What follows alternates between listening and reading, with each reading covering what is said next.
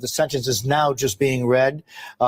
Again, the judge, as we speak, saying careful analysis in this course, had determined that the only lawful sentence that we could sentence without encroaching in the highest office of the land is an unconditional discharge for the crime of falsifying business records. And it is therefore at this time that unconditional discharge is carried through for all of the felony cases in this case. All 34 counts. So in this way, I think it's actually not so atypical. First-time criminal offender, Class E felony, anyway, would not see jail time in New York City in a typical case. This is not a typical case. Typically, you would have conditions of discharge.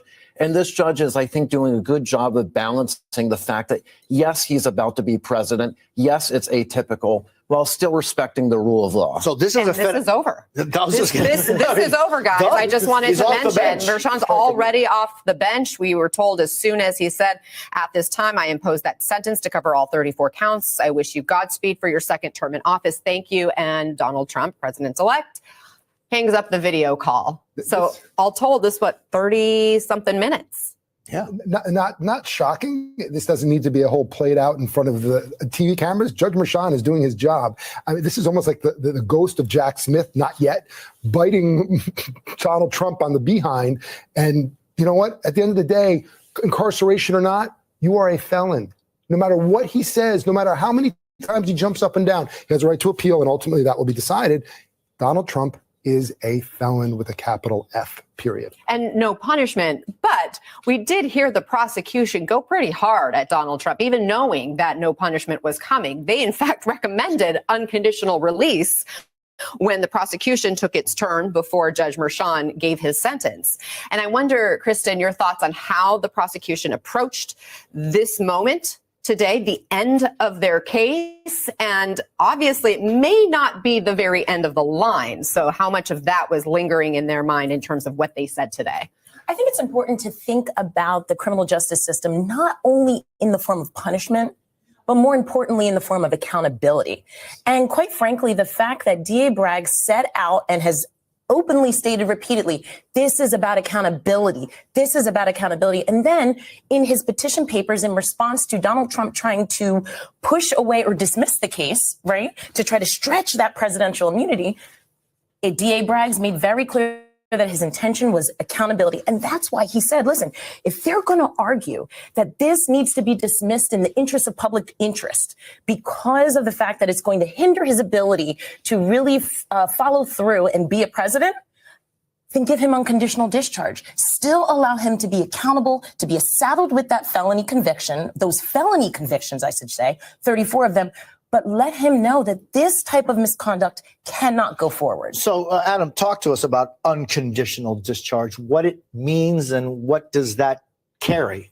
So normally a felony sentence, even without prison time, you'd be checking in with the probation department. You'd be subject to drug and alcohol testing. You'd be subject to fines. Each felony conviction would have up to a maximum of $5,000 fine times 34. Here, an unconditional discharge is really done. You live with the stigma of the felony, and you do have certain collateral consequences.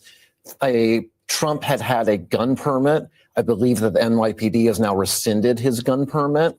There are certain collateral consequences, but basically he is done. Yet he lives as a felon. He goes into office as a convicted felon. Adam, can I just get your thoughts on, again, the unprecedented moment that we are living in now? This is going to be the only president in the history of this country to have been sentenced on criminal felony charges. It is unprecedented. It is historic. It is different. But I come back to, it's the same as every single day in America.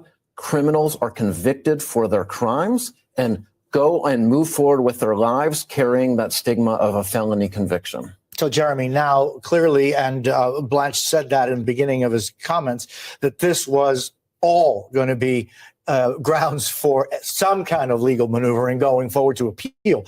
I'm just wondering when he talks about the collateral consequences, what are the collateral consequences for a felon, regardless of the fact that he's going to be entering the White House in 10 days? Just what are some of those collateral consequences. Well, as Adam just pointed out, there are certain things for the firearm, for example, and he can still vote. He couldn't run for office on the state level in New York, though I don't expect him to pursue the governorship or anything like that. But any other person would not be able to do so. The big issue is, as I said before, this doesn't go away. There's no expungement in New York. There is sealing, and a felony does seal as a matter of law in 8 years. So it will seal to the public within reason, but this is a public process, especially the most public process we've ever seen. So it's not going away, and he's not running away from it. I can't stress enough. I think the big take home here is not about the lack of punishment, to what you said moments ago. It's about the word of law and accountability. Because no matter what you do or say, you have that right to appeal, and that takes time. But in barring that appeal being successful forever, you will be not just an asterisk, but in big bold letters, a felon. And who here would ever say it's only an e-felony, right? I'm not going to jail, big deal. Nobody would say that. None of us would have this job in any capacity if we were convicted felons. But he could have received up to 4 years behind one in the third to four. He could have received up to $5,000 in a fine per each count. He didn't get any of that. So if you're looking at this as a layman and you're saying, if this person weren't Donald J. Trump, who is going to be president, would that unconditional discharge have been the outcome here? And are the people who might be thinking like, oh, I guess presidents really do play by a different set of rules. What's your answer to them? Within reason, that's a reasonable response, because yes, he's being, though one might argue that he would never have been prosecuted in the first place if he wasn't the president, or someone who served as president in that capacity. But we've seen in New York, and states across the board have seen legislators on county, state, and federal level get prosecuted for crimes, and we hold our elected officials to a higher standard, not a higher legal standard, but a higher moral standard. So this is fair. It is what it is. He's convicted. That's justice. That's justice. Cousin, what are your thoughts? I agree. I think there's two things here, right? There's that accountability, but then there's also the fact that the judges upheld the ability for this case not to be dismissed. Yeah. Right. And I think that is really important, because not only is it justice, it is justice. It is the criminal justice system playing itself out, not allowing Donald Trump to utilize his position of importance to just allow things to just go away. It is allowing him to be held accountable. It is showing that the rule of law will prevail if allowed to. And I think that is such an important message to tell to the public. Yes, you're absolutely right. It is difficult if I was a convicted felon and I was convicted of the same exact crimes that Donald Trump was, and I got a heightened sentence just because I'm not Donald Trump. Yes, that is hard to digest. But at the end of the day, I think one thing that is very important is that every criminal defendant has the right to have various factors be weighed in their sentencing and it to be applied appropriately. Let's go back to the courthouse. Our Vaughn Hilliard is there. I'm curious, Vaughn, what's happening there now that this is over? And talk to us more about Judge Merchan's closing message in this case. Right. The courtroom is beginning to clear out, and the court is officially adjourned after 7 weeks of trial and then ultimately today's sentencing here. And the Judge Merchan ended by giving him the unconditional discharge sentence and saying, quote, "At this time, I impose that sentence to cover all 34 counts." But his parting line to the incoming president was, quote, "I wish you Godspeed for your second term in office. Thank you." And I think to the point that you guys were making here, this is quite a moment coming 10 days before inauguration. The Supreme Court had the opportunity to step in last night in order to issue a stay. Donald Trump has argued that presidential immunity should extend to this transition process. But then the case should have been entirely dismissed. That's what his attorneys argued, in not only to Judge Merchan, but also the appellate division. And of course, they will have the opportunity to appeal this verdict and are going to argue that some of the material evidence that was presented to this jury should have been protected under the Supreme Court's immunity decision over the summer. But I think what is so striking about this current moment, we don't know what is to come for President-elect Trump, and in no way should we suggest that he intends to break the law again. But At the same time, it's not just about President-elect Trump in this term in office, but it's also a clear message that has been sent by this court here in New York to all future presidents that the immunity decision that was handed down by the Supreme Court does not protect the individual who served as president of the United States in that office from all of their acts. And in this case, on the heels of that Supreme Court decision, Donald Trump had to appear virtually today. And while there is no actual substantive consequence for him, there is a key indicator that if it weren't for him entering office, that potentially he may have faced prison time or something that was unconditional discharge. And while there's a conversation to be had about the difference between the incoming president and any other citizen who may have been found guilty of these charges to President of the United States, at least there is now one court case on the record, on the books in the United States that found a former president, an incoming president, guilty of a crime. And I don't think in any small way, coming off of that Supreme Court decision granting presidential immunity for official acts, should it be misunderstood that there are repercussions potentially for actions by an individual who has either previously held the office of the presidency or was in the office of the presidency, as Donald Trump was when he was making those payment checks to reimburse Michael Cohen, and somebody that is coming into office. I don't think that should be misstated or underscored enough here coming out of this courtroom today.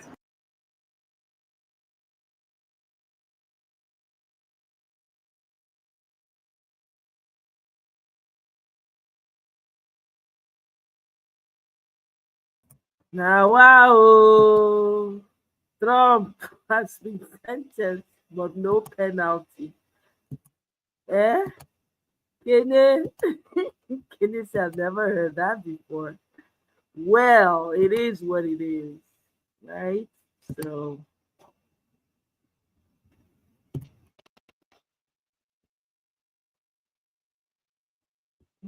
What is joint pain caused by?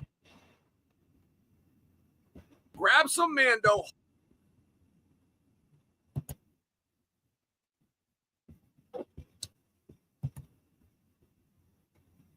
City courtroom right now. President-elect Donald Trump is being sentenced in his hush money conviction just 10 days before he is set to return to the White House. The unprecedented ruling follows a 5-4 decision by the Supreme Court to deny Trump's last-minute appeal last night. CNN's Laura Coates is outside the New York court. Laura, walk us through where things stand right now. A lot of things happening at this very moment. Well, we may not have been here, but for the Supreme Court last night deciding in a 5-4 decision, a very tight ruling where Chief Justice John Roberts and Justice Amy Coney Barrett joined with the so-called liberal justices to say that this could go forward. We knew from the judge it was unlikely that this is going to be a jail imposition or a probation period or a fine. The judge has now had an opportunity to review a probation report written in connection with interviews from the president-elect and the probation officer, who said during the report that it seemed that Trump believed he was, quote, above the law. Meanwhile, Donald Trump, the president-elect, soon to be president in just 10 days, is arguing that the indictment itself should never have been brought. The Manhattan DA, Alvin Bragg, was wrong to bring this, and that, in fact, the American people, according to Todd Blanche, who will be number 2 at the DOJ following his inauguration, has believed that the American people did not want a case like this to be brought under a category of lawfare. The judge, Judge Merchan, has said, which is the understatement of a lifetime, this has been a truly extraordinary case. Indeed, it has been. We have never seen a time when an American president, former, of course, or president-elect, has been convicted of felony counts, this to the tune of 34. Now, it is a Class E felony in the state of New York, which normally does not necessarily bring a jail time. It's not universally accepted as that, but it doesn't always have jail time. But the idea of no probation, no fine is directly connected from the decision of the judge, it seemed, and we're waiting to hear that final point. This is a president-elect who has argued that he would be unable to fully govern if he were to have certain contingencies or conditions above him. He does note, the judge said, it is the office of the presidency that is extraordinary, not the occupant of the office. But again, he is a president-elect. Trump wanted this to be delayed until after he became the president again. The judge thought it was incumbent on the decision to honor the jury's verdict and, of course, the rule of law to allow this particular defendant and all defendants to have the finality of a sentence. Jim, although we are using the phrase convicted felon, there is a slight nuance to this.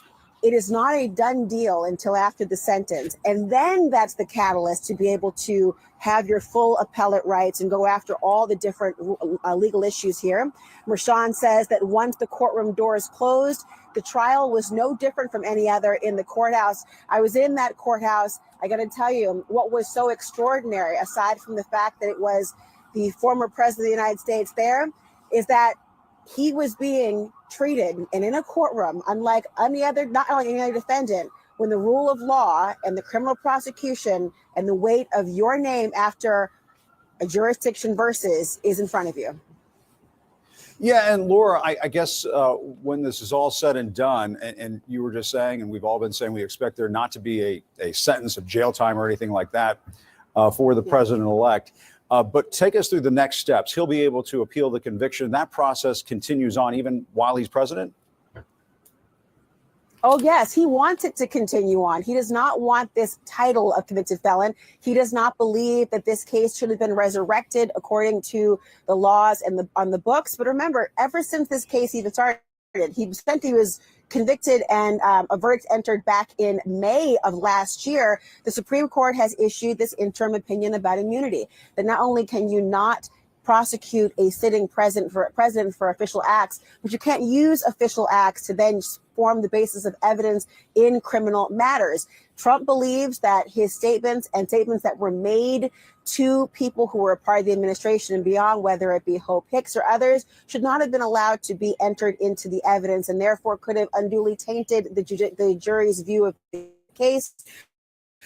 Sean is saying, however, the considerable, indeed extraordinary legal protections afforded the office of the chief executive is a factor that overrides all else in his sentencing. But remember, he's a president-elect, so a lot of that is not applied to him yet, and the judge wanted this done beforehand. This will be quite a slap on the wrist. I'm curious if the judge will, in fact, address the contempt or even the statements Trump has made about the judge and his family as well.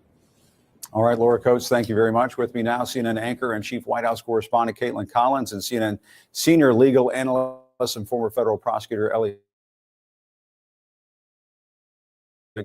Ellie, let me go to you first. What's your reaction to what we've been hearing so far? It's pretty orderly, all things said. Donald Trump seems to have gone on a little bit of a tirade, but nothing unpredictable, nothing different from what he said before. One thing that I think is interesting is there's been no talk whatsoever, except from Donald Trump, about the actual conduct that Donald Trump was tried and found guilty for. For a while, the DA was trying to say this conduct of hiding the hush money payments. Okay, there we go. So that's the official moment of the sentence. Donald Trump has now been sentenced to an unconditional discharge. What does that mean? That means that it is now official, that Donald Trump has been convicted of a felony. There's two parts of that equation, the conviction, and now we have part two, the sentence. So that is a moment. We now have Donald Trump. I guess you can technically, if you would like to call him a convicted felon, that is a label that now technically applies. But of course, he does have his appeal rights. But again, the focus has been, okay, lawyers are packing up. So yeah, Judge Mershon is off the bench. Yeah. It happened that quickly. In a lot of ways, not that different from any other sentencing. It took 38 minutes. That's about average for a sentencing in state court. But the focus has largely been on Trump's out-of-court conduct. Yeah, Caitlin, what do you think? You've been watching all this. Well, the most interesting statement from Judge Mershon just a few moments ago before he left the bench was acknowledging Trump's election win. He was saying, you know, ordinary citizens don't get these kind of legal protections. It's the office of the presidency that is bestowing these to the office holder. And he said, it is the citizenry of this nation that recently decided that you should once again receive the benefits of those protections, essentially acknowledging that, yes, because Donald Trump is going to be inaugurated in a few days, that is changing the sentencing here. I mean, if this had happened in July before he had actually won, you could see, you know, that was way before he was afforded those protections and how different that was. And Caitlin, you were reporting that Donald Trump did not have to appear in court this morning. He did this over video. Yeah, I think one thing that I noticed from attending this trial when it was going on is that the way that the Trump team has framed Justice Mershon and how he acts here is so different than what I personally witnessed and reported on from court, which is that the judge actually goes out of his way and bends over backwards a lot of the time to accommodate Donald Trump. He was never bothered when Trump was sitting there, you know, hitting his attorneys, passing them notes, talking sometimes out loud during the hearing. And instead, he allowed him to appear virtually from Mar-a-Lago with his attorney there, Todd Blanche. Another attorney, I believe, was in court. Is that a photo? We're looking at it right now. Yeah, and so see the two of them appearing side by side. He was not there actually in the courtroom, which, as Ellie would note, I would assume is pretty unusual for Almost you to not be unheard of. president. Almost Yeah. unheard of. Ellie, what do you make of these images that we're looking at right here? Well, they got fully dressed This up. is historic. Right. And look, this is a criminal defendant at his sentencing sitting in front of the American flag. I mean, I promise you that's never happened before in American history. But as Caitlin said, the judge made clear that you are only getting this sentence. The DA said the same thing because of your status as president. And look, in our legal and constitutional system, the president just is different. One thing we will never know, I wish we could somehow figure this out. What would the sentence have been if Trump had not won the election, right? I mean, there certainly would have been some sort of probation. Judge Merchan, would he have sentenced to prison? It's one of those hypotheticals. We'll never know. Because Laura Coates was saying just a few moments ago that this was essentially a slap on the wrist. This is actually less than that. I was to say, at least you feel a slap on the wrist. I'm not sure that this is even that. But again, it does make the conviction official. Caitlin, I mean, if we could show that image one more time of Trump with his attorney there in that monitor, that is something else. And at one point, I think we just saw an image of him sort of pointing his finger, there it is, at the camera. I guess we don't know what is going on there, but we can guess. Well, and also, Jim, just to think of it in the full circle moment of, we were covering the White House when this story was kind of first unraveling and being reported publicly. And we learned about the hush money payments and learned about the cover up and watched Rudy Giuliani go on TV and talk about this. That was so interesting. And to see how that has developed from this moment to now, Trump appearing virtually for this sentencing, which, his attorneys and people in his orbit, his top advisors had argued, this is pretty much a best case scenario from where we were when this guilty verdict came down last May. They, a lot of options, as Ellie noted, had he lost, could have happened here. And so they were arguing essentially take this and go with it. But Trump himself doesn't want to be sworn in as a convicted felon. He now will be as a result of this. But I think to Judge Merchan's point, I mean, the election happened months after Trump was convicted. The American people had enough time to take this guilty verdict in, to digest it, and still it didn't bother them enough to not reelect him. And that's his argument. People have said that Donald Trump has just completed the greatest political comeback ever in our history. Maybe I'm not a political expert, but legally, think back a year and a half ago. I don't believe there's ever been another human being in the history of this country who's been under 4 separate simultaneous indictments in 4 separate jurisdictions. He was looking at 4 trials. Any one of them could have resulted in his imprisonment. Now here we are. This is it. An unconditional discharge on one of the cases. Completely impossible to have predicted this a year and a half ago. Yeah, he pulled off this incredible political comeback, but at the same time, he is going to be making history. He is going to be entering the White House as a convicted felon until he's able to deal with this in the courts as that legal process continues. Is that essentially it? That is correct. He is a convicted felon now. He will be 10 days from now when he takes the oath of office. But again, important to keep in mind, like all defendants, he has his appeal rights. That'll take many, many months. So it could happen that he could go from the White House to the courthouse or appear virtually from the White House as this appellate process continues on. Yeah, so defendants don't usually physically appear for their appeals. It's done on paper with briefs. And then when there's oral arguments, his lawyers, Caitlin raises a good question. Who's even going to do this? Because his whole team is coming with him to the administration. He'll find someone. But the lawyers do the oral argument. Defendants usually do not attend those arguments. But, 6-8 months from now, maybe he'll choose to. We'll see. Didn't think it can get worse than this, right? Well, it just did. For easy registration and title services, go to... Let's impose sentence, please.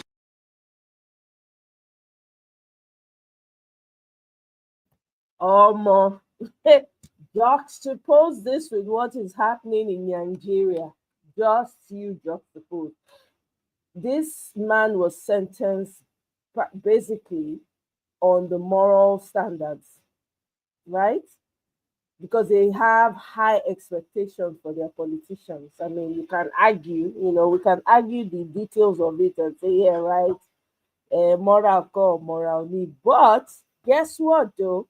They took him to court regardless.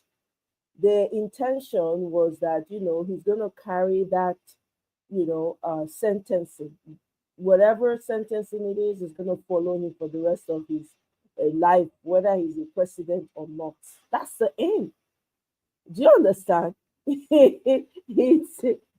Can they wait? Can they say this is worse than Nigeria hijacked? At least Tinubu wasn't convicted. Yeah, right.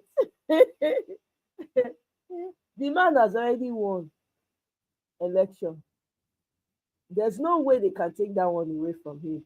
This sentencing that they're doing is just so that they can nail him and find a way to, so that they can use that name against him.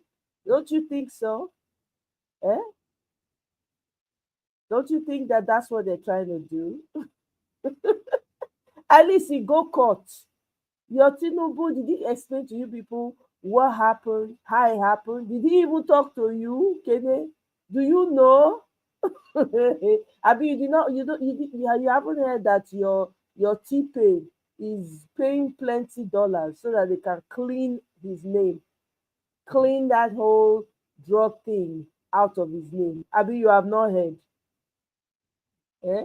You want to compare Nigeria with America? They follow the man to the end. How many of your big men in Nigeria has this happened to? Or haven't you heard? A lot of the people in prisons, in jails in Nigeria, they're poor people.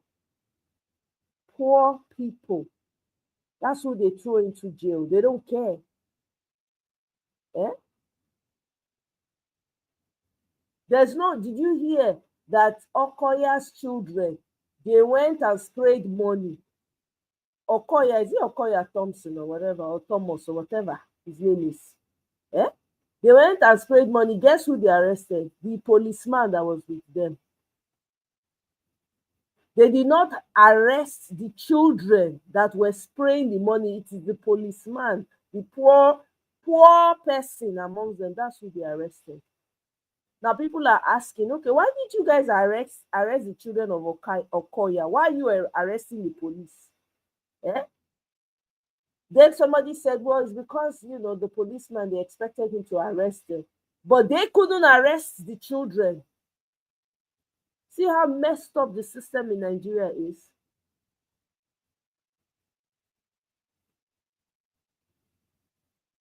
Trump paid more than 2.7 million to wash his sins. That's what this case is about, and was found guilty. Hey, your own president, talk about, what about your president? What about T-Pain? What about T-Pain? Did T-Pain go to? Did he go to the courthouse when they were judging the election malpractice that happened in Nigeria 2023? Did he show up in court one day? Please help me and answer. Help me and answer. Did T-Pain show up in court one day to even answer, to explain to us how he rigged the election? Did he come? All the people that come to speak for him, they are all mouthpieces. He's busy silencing the voices of people that are speaking truth to power. Eh? I don't know. I mean, I get what you're saying, though. I'm just messing around, but I understand what you're saying. It is true. But hey, that's the world we live in, right? It's unfortunate, but that's where we found ourselves. What do we do? What do we do? I was really surprised. Honestly, I didn't even think that they were going to have.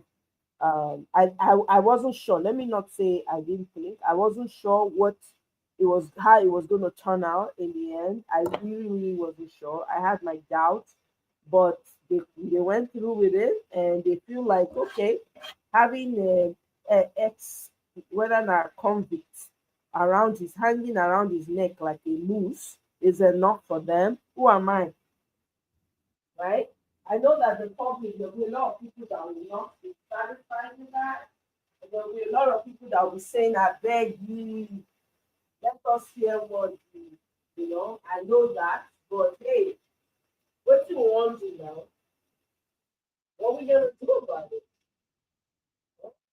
If we're able to hold our own politicians accountable in Nigeria, you think their life would not have been better at this? You think that the way they treat people, at least will be cautioned?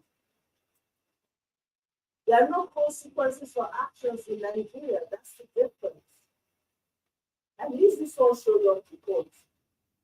Did T-Pain show up at all? Did T-Pain show up at all? T-Pain did not show up now.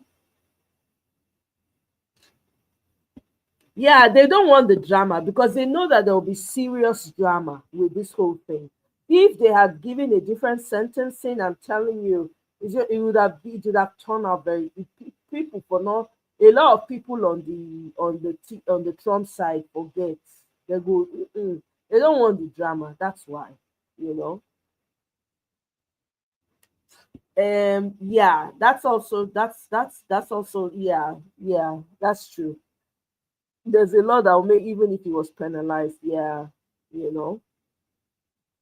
Yep, they're gonna lose billions in yeah, that's true. Well, at least they got what, and I guess this is what the politicians at the top and the Republicans and I mean maybe mostly the Democrats wanted in the end. So I guess they got what they wanted. That's what I can say. Even though it's not, I'm sure a lot of people will not be satisfied. Like there's a difference between the way they treat someone who's up there and somebody who's down there, right? There's clearly a difference. Yeah, but now he was a candidate. He was a candidate now, Kenny. Was he not the candidate? He should show up. Doesn't matter if it's he should show up, even if it's his party. He is the candidate from that party. He ought to have showed up. My thought, though, I don't know. Nigeria is upside down. My thought, the man could have showed up, even if it's twice or three. He should have showed up. That's how you know who truly cares about the rule of law. Not you sending mouthpieces up and down. He should have shown up. I beg. He feels too big. He's bigger than everybody in Nigeria. That's the problem. So yeah, we expected higher. I mean, here in America, people expect higher from their officers, from the politicians. But we are seeing that there are loopholes too, where it's everything is now being put out in the open, and people are beginning to see, oh wow, so you guys, a lot of people are going to say, so you treat the politicians and the so-called elites different from common people. That is what's going to be going around now.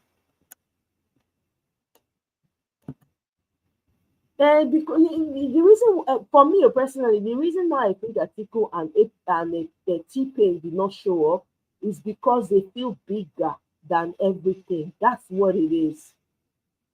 Even if it's a party issue, they're the main candidate in the party. They should have shown up. It shows some type of relatability. People can see and say, okay, this person showed up, heard their cases. It doesn't make any sense. I don't care if it's a party issue or not. They were the main candidates of those parties. That is the problem we have in Nigeria. They should have shown up, party or not. Were they not the ones? Were they not the leaders of the party? Somehow they were all leaders. No, that's not true. Even if a personal matter against him, he still would not have shown up. How many cases has he shown up for? How many? T-Pain. How many cases has T-Pain shown up for? That's not, I don't think so. It's the big manism, the attitude of I'm bigger than everybody. That's the problem in Nigeria. Because that party issue that was going on, he could have shown up. Even if it's twice, he should have. It shows the people that you are, okay, the guy show up for court too, that kind of thing, relatability. If you think that he was a common person, I hate to use that word common because everybody is common, to be honest. But if it was someone else, you think that they could have just let him sat there like that. Well, we should get into the habit of having them show up and ask questions. The problem is the way Nigerian law is structured. It does not hold the rich and the people up there accountable. That's the main problem we have in Nigeria. That's why people feel like it's okay for them not to show up. It's not okay. It's not okay for them not to show up. Even if they show up, they should ask them questions. They're the main candidate from the parties. They should be able to answer questions too. That's the problem when we get for Nigeria, be that now. Yeah, because they did not direct any questions at him. Why did he find it responsible enough to show up? That's a true leader. Why do you think that Peter Obi has such a huge following? This is part of the reason why. Because people see him and he's relatable. People can talk to him. You see him driving in traffic and, you know, traveling from one end of the country to the other. Why do you think he's doing all of that? It is to show that he's relatable. You know, this is me. I see your suffering. I understand what you're going through. That is why he has a huge following, and his following is growing every day. People don't understand that. They would think that, oh, Peter Obi gets what he do specially.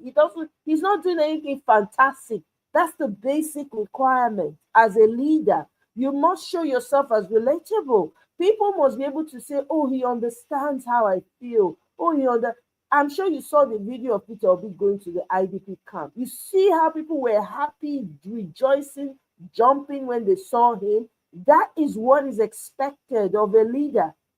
This is why his popularity keeps growing. It's not dwindling. This is why they're afraid of him.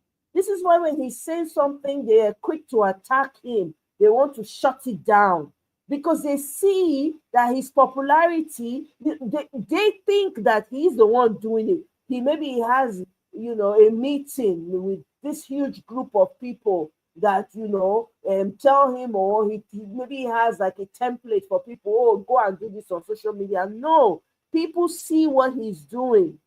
The man is getting popular every day. If our laws in Nigeria were working, it is expected as a leader, as a candidate, you should be there. Even if they don't ask you questions, it shows relatability. People will feel like, oh, this person understands the sufferings of the people. Nigeria is just messed up. At least they dragged Trump to court and he showed up, albeit by video. He showed up. How many of your politicians in Nigeria and elites will do that? They will send mouthpieces. They will send people ahead. Oh, no, you go. Like houseboy. Eh? So, I mean, if it's only that one that America has been able to do, at least to a small extent, they show that they hold people accountable. Okay? We cannot argue that it was not enough. I beg you. That one was just a slap on the wrist, this and that. And like you said, they're trying to avoid the drama, which is very clear to see. They're obviously trying to avoid the drama, and they're trying to explain away the fact that, as a matter of fact, I think that somebody shared, I don't know if I still have it. Let me see if I still have it. Somebody had shared something with me about this Trump sentencing. Let me see if I still have that article.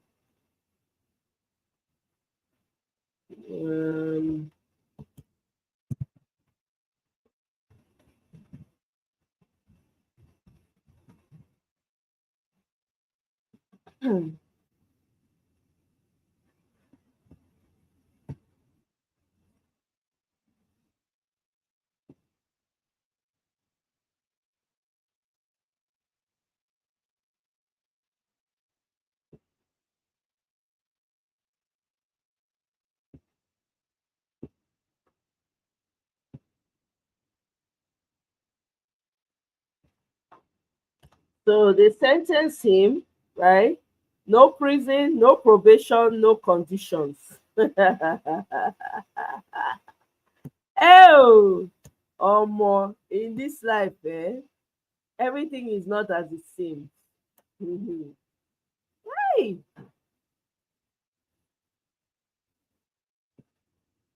they are now threatening to send. They are now threatening to send the judge that sentenced him to prison. Yeah, this is what they are now. Everybody is now provoked. They're now threatening. They're now saying they want to sentence the judge that sentenced Trump to jail. Yeah. Yeah.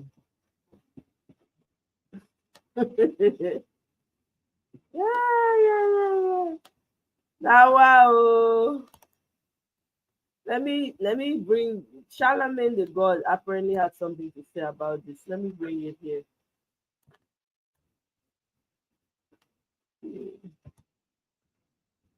Okay.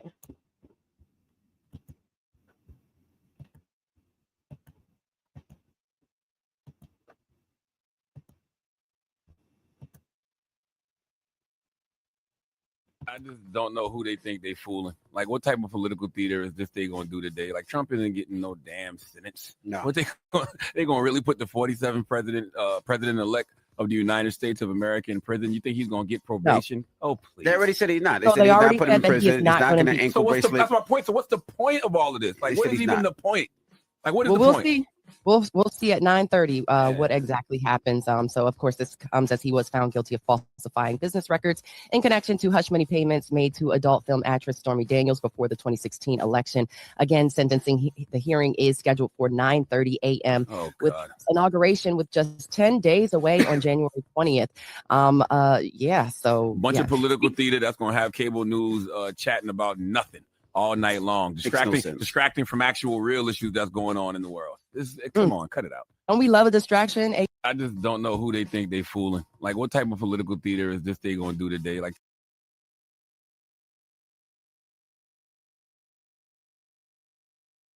This is going to be an ongoing conversation for a while. It's clear. Everybody has different takes on it. This was, I think, before the sentencing. I'm sure there'll be more that will come out, even more takes on this. Somebody shared something with me. I don't know, maybe I deleted it in error or something. Somebody had shared something with me. Yeah, it's going to be an ongoing conversation for a while. Yeah. Yep.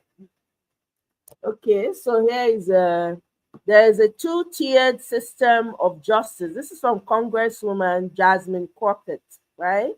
There's a two-tier system of justice in this country, and Donald Trump lives on a tier where he gets to walk into the White House without spending a single day in jail or being put on probation after being convicted of 34 felonies.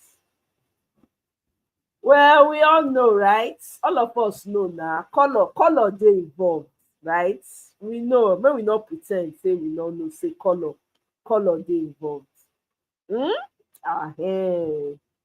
So even though everybody they talk with it, they talk, color is at play here. Oh my God, color is definitely at play. Yep. Yeah, I think so too, Kenny. I think that the judge, either way, they're going to come hard at that judge. If he still has his job afterwards, I will be surprised. But hey, this is America. We'll see what happens. Things are going to play out in the upcoming days leading to his inauguration. I don't even know if they're going to have the traditional inauguration like they normally have in the White House, at Capitol Hill. I don't know, because there have been rumors and that maybe it's not a good idea to have it and all of that. But anyway, guys, I just wanted to bring it here and let you guys know more unconditional discharge, no prison time, nothing. Guy works free. Hey, Nado, welcome to America. Well, anyway, guys, I'll see you guys on my next one. Thank you very much. Kenny, thank you. We go, they talk the matter, they go. A lot of things are going to come out. It's going to be an ongoing conversation. People are going to come out and they have their own take on it. There'll be endless conversations about it.